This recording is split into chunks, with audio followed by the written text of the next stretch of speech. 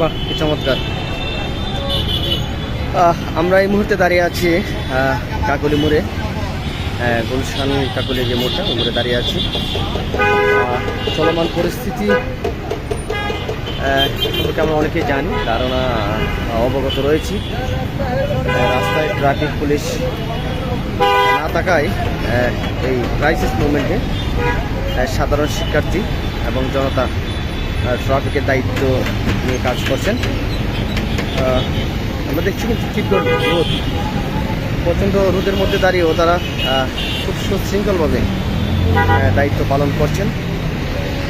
আজকে একটু বলি,